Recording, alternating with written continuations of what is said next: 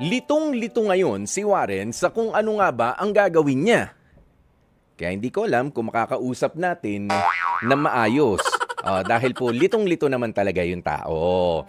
Pero ang kasintahan niya raw po kasi na si Leia ay nagdesisyon na mangibang bansa para makatulong sa pagpapaaral ng kanyang mga kapatid. At pupunta siya hindi lang ho dito sa malapit-lapit sa Pilipinas na bansa ha, papunta ho siya sa Romania. Ay, naku, malayo-layo yan ha. Ang problema, ayaw naman daw kasi ni Warren ng long-distance relationship na setup kasama si Leia.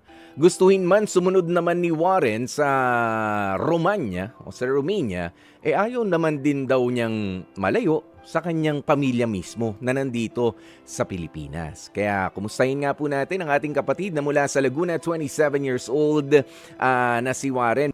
Good afternoon, Kuya Poy.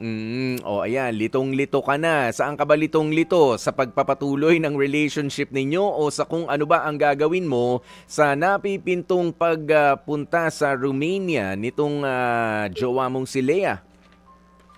Opo, Kuya Poy. Oo. Bali, kasi Kuya Poy, paalis na siya this year. Mga around June ata or July yung alis niya. Oo. Actually ngayon, LDR na talaga kami. Nasa Laguna ako.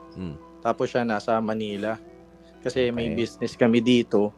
Tapos siya nag-work naman. Pero umuwi ako ng Manila pag may free time or pag may kailangan asikasuhin din sa Manila. Yeah. Siya kasi kailangan niya nang pumunta ng ibang bansa kasi parang siya na yung breadwinner sa family talaga nila. Okay. Warren, gusto ko lang malaman, hindi ka naman binigla nitong si Leia, tama? Actually, medyo biglaan din, Kuya Poy. Wala naman talaga sa plano na aalis siya, pupunta ng ibang bansa. Oo. Kaso yun nga, hindi na kasi talaga sapat yung kinikita niya. Kaya nag-decide na siya mag-try ng ibang bansa. Nakuha siya doon kasi meron din siyang coworker before na doon nagtatrabaho. Kaya ayun, natanggap siya agad. So nabigla rin talaga kami. So magkalayo na nga kayo ngayon. Minsan na lang kayo magkita. Ngayong nasa Laguna ka at siya nasa Manila, gaano kadalas ang pagkikita nyo lang, Warren? Actually, mga once a month lang ako umuwi ng Manila.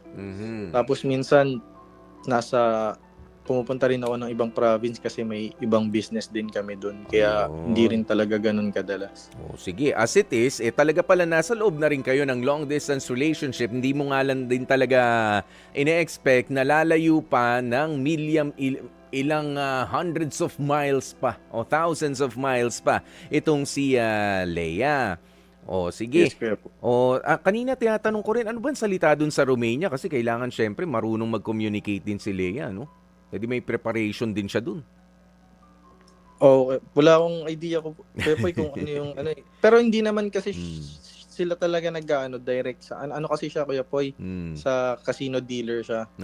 Okay. So hindi naman talaga kailangan ng parang contact between sa Okay, sige. But of course, dun sa everyday life niya, para makamingle siya doon sa mga taga doon, wala, kailangan niya ring aralin yan. Pero sa ngayon nga, paano, wala na makakapigil para kay Leia, kasi nga, ikaw, ang hirap namang pigilin yan, pare, kasi para sa pagpapaaral pala sa mga kapatid niya. Yes, Kuya Poy. Actually, Kuya Poy, naghahanap din ako ng work doon.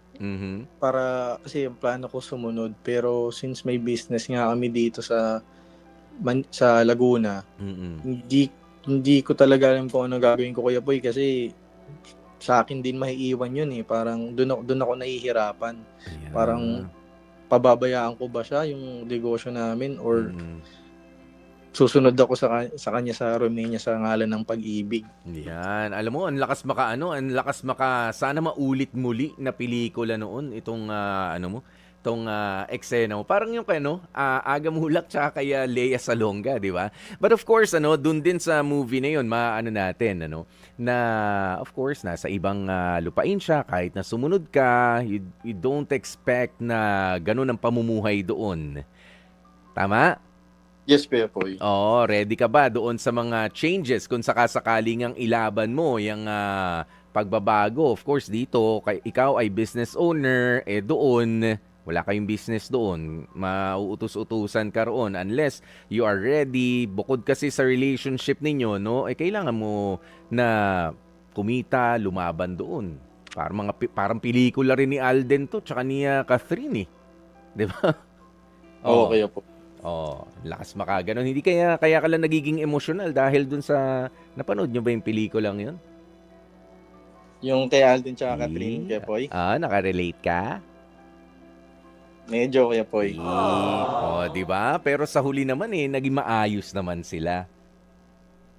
Yun Okay. lang. Kaya Kuya Poy, ang sa akin lang naman, kung hindi rin ako makasunod Kuya Poy, parang tiwala lang. Siguro nag-aano lang din ako Kuya Poy. Kasi wala akong pinangahawakan, hindi kami kasal. Mhm. O parang, ayun, natatakot ako. Mhm. Kasi hindi ko naman alam kung gaano siya katagal doon. Pero syempre may kontrata na yan, di ba? Meron naman Kuya Poy. Pero I mean yung ano bang plano niya sa future, parang ano bang ano namin sa mangyayari sa relasyon namin, parang ganun. Okay.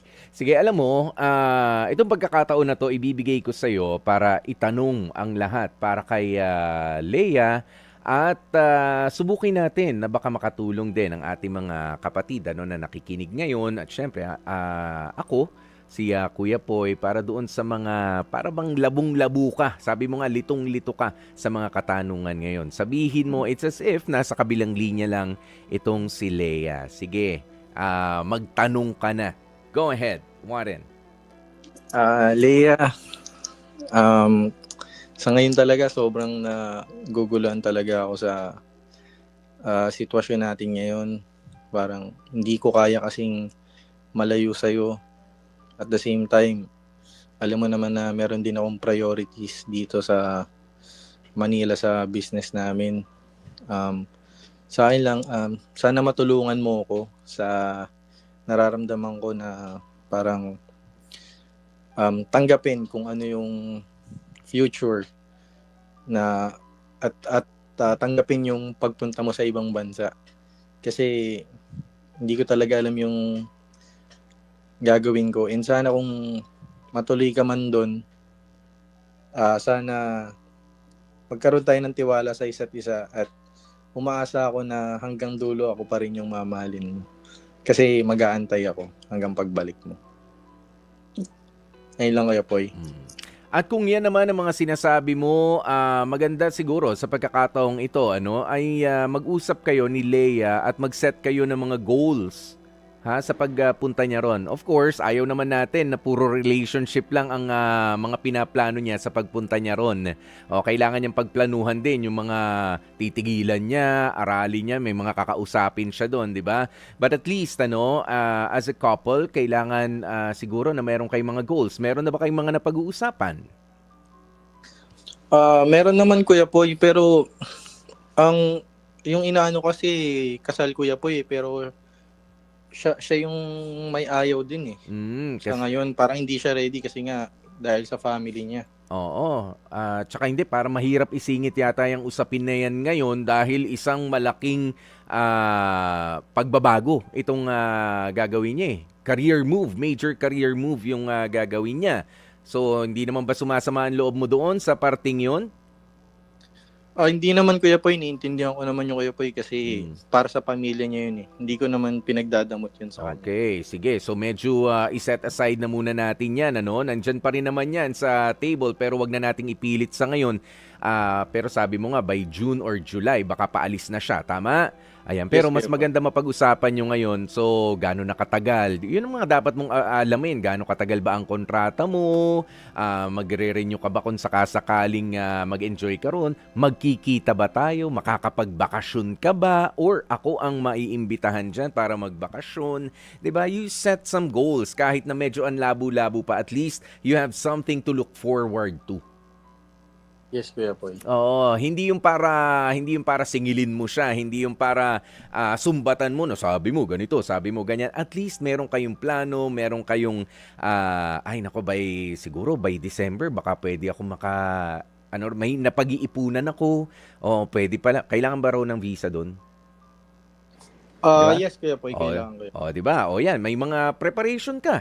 O na kailangan ding gawin kung sakasakali na gusto mong sumunod ka naman doon. Ano? At syempre, iset nyo na rin paano ba kayo magko-communicate regularly dahil isipin mo, magkaiba ang time zone niya. Nasa kabilang parte siya ng mundo, tama?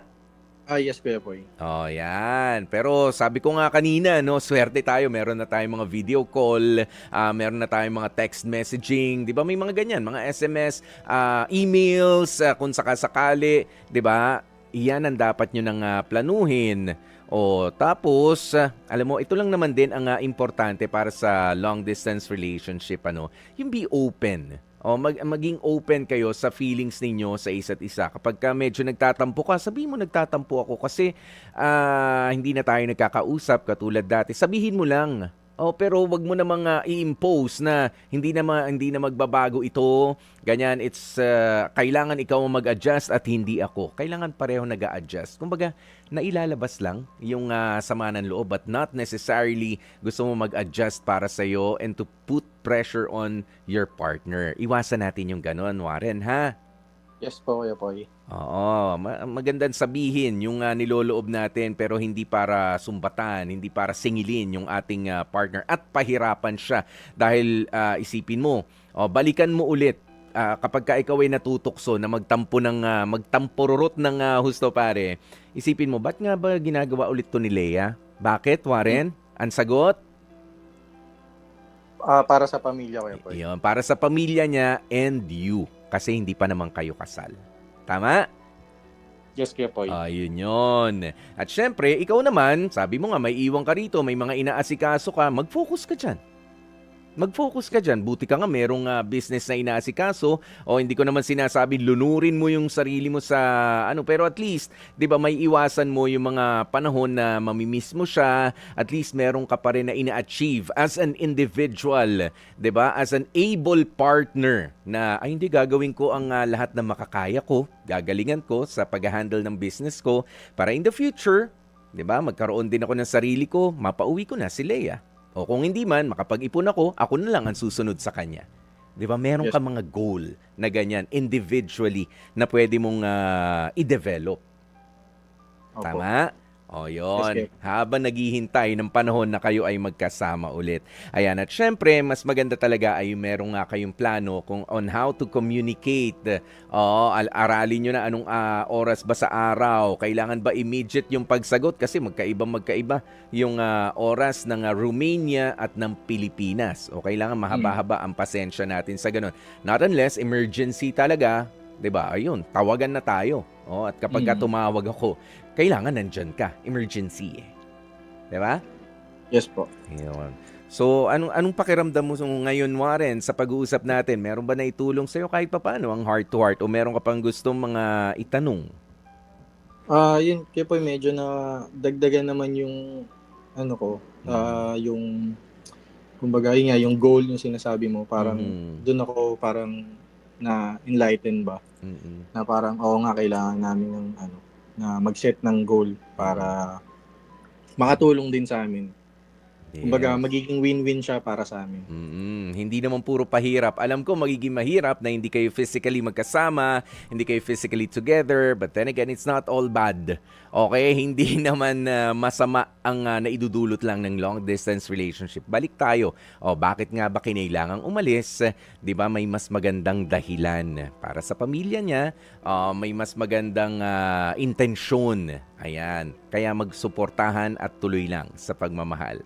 Maraming salamat sa iyo, Warren, sa pagtawag at sana nga marami rin sa mga nakikinig sa atin ngayon ang katulad ni Warren na sinasabi talaga kung ano nasa puso niya para mas nasasagot din natin ng bukas sa puso dito sa ating programang Heart to Heart. Thank you, Warren.